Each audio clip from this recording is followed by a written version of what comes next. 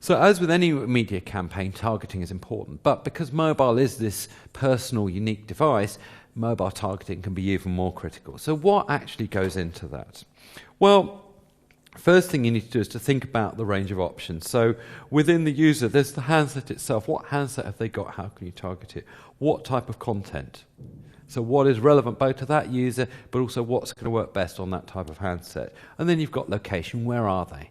They'll want something different when they're waiting for a bus, as they might when they're in store, something different again when they're sitting at home watching the television.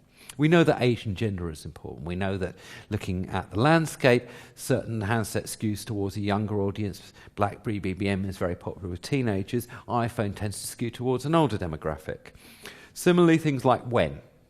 Again, my behaviour on a Monday morning is going to be very different to my behaviour on a Saturday afternoon. And similarly, type of contract that people are on.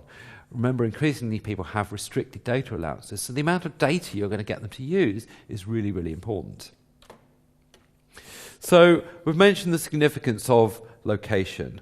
So what we're finding is that where you get location right, you get actually a much higher response. So the more targeted it is by location, the better it can be. So L'Oreal, for example, were using O2's channel to send messages to participating retailers for a 2-for-1 offer. Similarly, targeting by device is very important. So O2 used very much targeted the iPhone for their augmented reality game. But an interesting point of targeting was the Home Office's campaign against knife crime. They wanted to interest very hard to reach audience, which was young teenagers, young disaffected teenagers, to try and get across a knife crime message.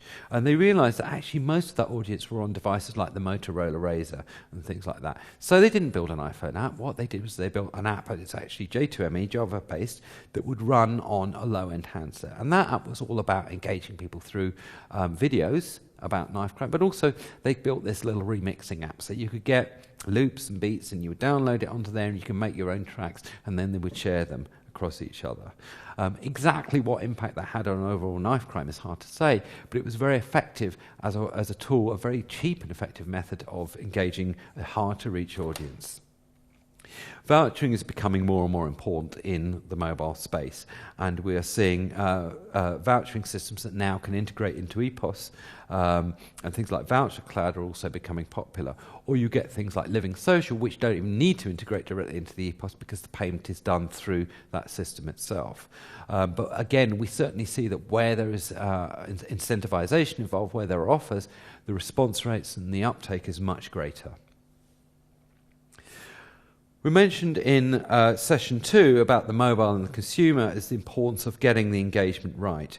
And we're seeing the media owners, we're seeing mobile operators trying to become media owners more and more. And this is an example from O2, who were promoting NatWest's banking app. So at that point, it was the only app available for the iPhone, the only banking app available for the iPhone. And so what they did was they did a highly targeted campaign where O2 were able to, they knew the bank that people were with through the sort code. They obviously knew which handset they owned because they'd sold it to them. So they sent a message to download the app only to people who were with NatWest who owned an iPhone. And as a result, over 30% of people actually downloaded the app from that message. The other option is to actually be more viral about it. And there's a lot of campaigns that have been quite kind of viral in their approach. I've already mentioned the Home Office knife crime campaign, which was all about sharing the things that you've made, things that you've built. But then you get other ones like the Zippo app, which is actually one of the most successful apps ever.